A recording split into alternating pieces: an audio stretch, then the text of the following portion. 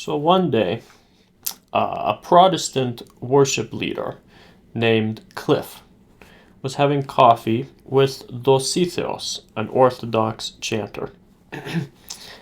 And when the topic of worship music came up, Cliff proudly exclaimed that he had a PhD in worship music. So he knew all about the chords, scales, tempo, and even the right settings for the fog machine. Pretty impressive.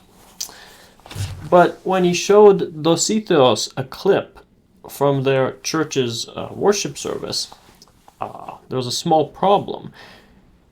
They didn't realize he was actually just singing a Taylor Swift song, but with the words Jesus replacing the words baby. A little bit of an issue. Dositheos, on the other hand, didn't know much about music theory. He didn't even go to college. However, he had spent 2 years on Mount Athos, chanting with Father Damaskinos of the Danilei Fathers, one of the best chanters on Mount Athos. When Dositheos chanted, he chanted from the heart with humility, and the words of the hymns he chanted were full of Orthodox theology. After all, they were written by St. John of Damascus, one of the greatest saints of the Church. Cliff's approach to worship music was completely Protestant, as is to be expected, while Dositheos' approach was completely Orthodox. And this goes deeper than just worship music, though we can apply it to how we learn how to chant. Some chanting teachers teach in an Orthodox way, and some in a Protestant way, though you probably didn't realize it, and they probably are not realizing it either. So, first of all, we have to understand the concept of apostolic succession. What is that? That's a very, very important part of our theology. Apostolic succession is the teaching in our church that we can make a direct line from a bishop, any bishop in our Orthodox Church. We can draw a direct line from him back to one of the apostles. And this is very, very important because Orthodoxy claims to be an unbroken tradition right back to the original Christianity. And the concept of the apostolic succession basically proves that. We can take any bishop, we can take the bishop of Constantinople, the bishop of Antioch, any bishop, or we can trace their lineage back to one of the apostles. And any church, any historic church, again, their bishop can be traced back to an ancient church, and again, one of the apostles who were leading that church. So, how can we apply this to chanting?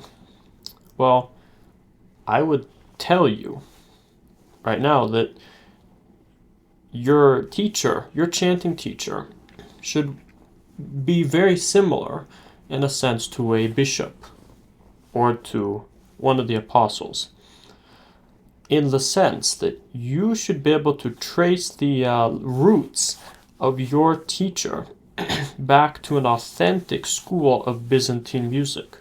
So, for example, you can ask your teacher, where did they learn how to chant? And they should be able to trace their roots back to a specific teacher. And that teacher should be obviously an experienced teacher with their roots in a specific school of Byzantine music. That could be Athonite, that could be patriarchal, but it has to have its roots going back to a traditional teacher in a traditional school. Otherwise, how can you trust it?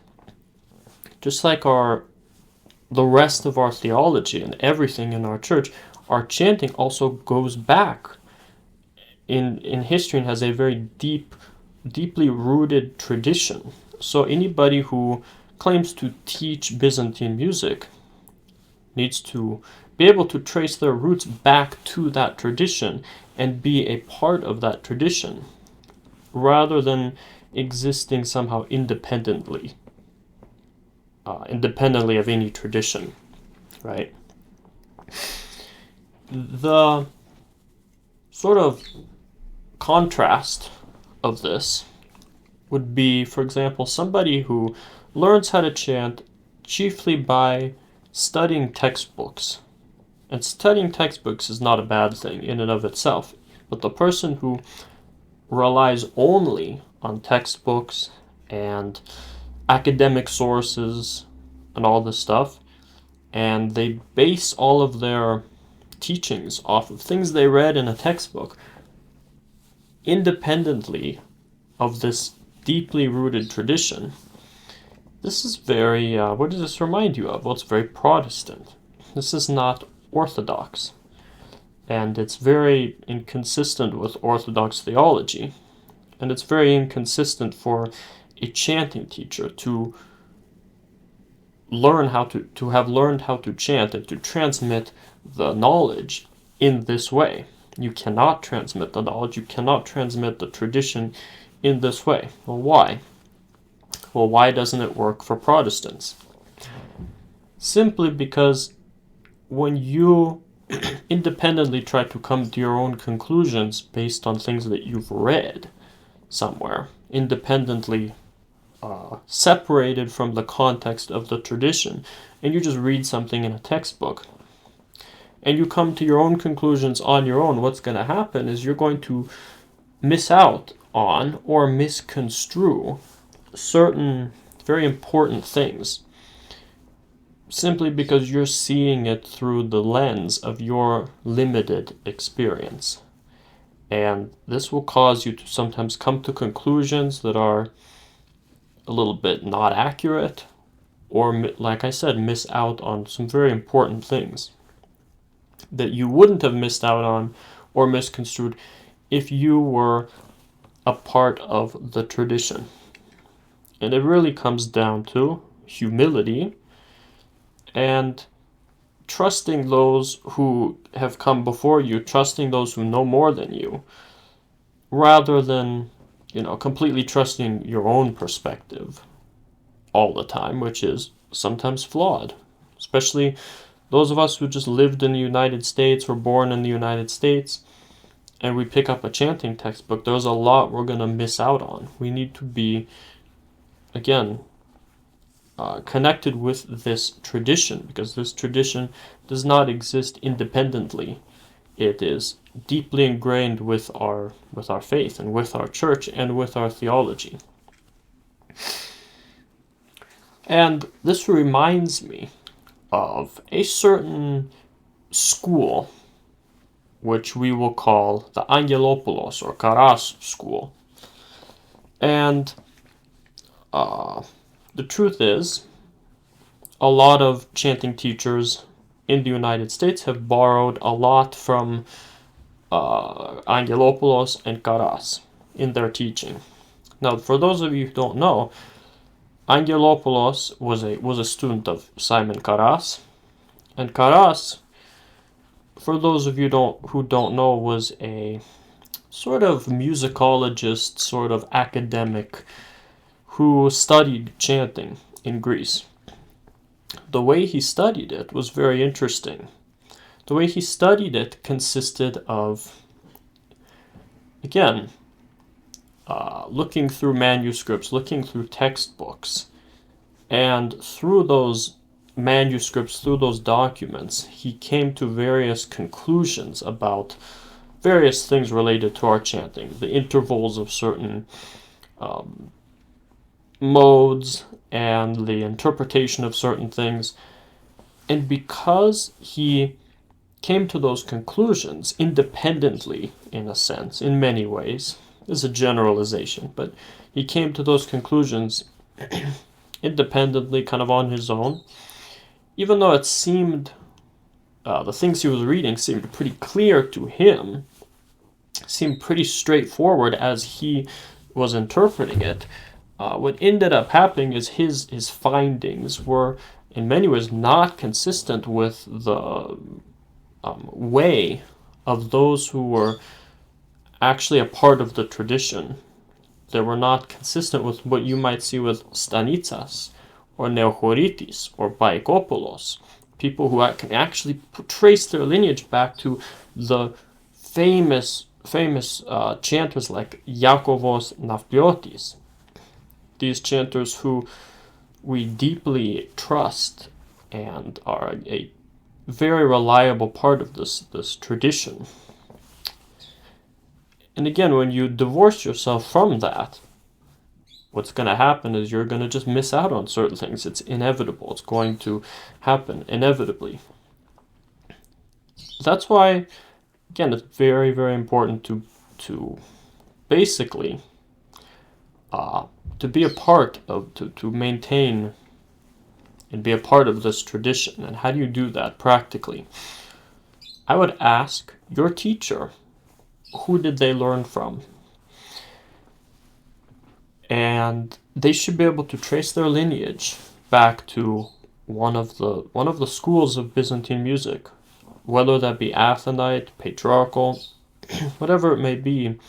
They should be able to trace their lineage back to an experienced teacher and an experienced school of chanting. Some examples would be Stanitsas, Taliadoros, Paikopoulos, Neochoritis, the Danilei fathers, or the Karies fathers. I'm not saying they had to have been a direct student of one of these people, but I'm saying they should be able to trace their lineage back to one of these people somehow. For example, let's say for an example, I learn from an Athonite priest, monk, who directly traces their lineage back to the Danilei fathers. So again, what we have here is an apostolic, in a sense, an apostolic succession for chanters. Extremely, extremely important. And if they don't have this, they're musically a Protestant, so to speak, because they're missing out on this succession and they're on their own, coming to their own conclusions, which we don't want. And, you don't want to come to your own conclusions. You want to be a part of the tradition. And if you want to learn from basically what they teach in Greece, brought to you in the English language, this is the channel for you. And if you want to go even deeper and try a private lesson, you can click the link in the pinned comments and in the description of this video. You're going to try a free online lesson at your own pace, in a way that's flexible to your schedule. And as I always say, I take from Greece, and I learned from the standard I have for myself now is, what do they do in Greece? How do they teach in Greece in the authentic chanting schools? And I bring that to you guys in the English language, and that's how I teach. I don't know about anything else. I don't know about studying a bunch of music theory textbooks and kind of coming to my own conclusion. I know what they do in Greece, and I bring it to you. So if you want to give a lesson a try, if working with me one-on-one is something that seems like something you want to try, you can just click the link, give it a try. What else can we do to maintain within ourselves and to remain a part of this tradition? Well, we have recordings. Thankfully, we have tons of recordings. You can go on YouTube and you can find recordings of any chanter, really, from any school. That's when it's important to be careful what you're listening to. But as I've said in other videos, there's basically the Athonite and the patriarchal school. So if you want the Athonite school, the best of the Athonite school would be the Danilei fathers. Basically, Father Damaskinos, Father Theodosios, Father Cheruvim Tsinoglu, these people. A great, reliable source of Athonite chanting. Ioannis Chassanidis, also amazing. He traces his lineage back to the very old Athonite school of Firfiris and such. Again, a great source of Athonite chanting. And if you like the patriarchal school, even if you like the Athonite school, you should still listen to the patriarchal school as well.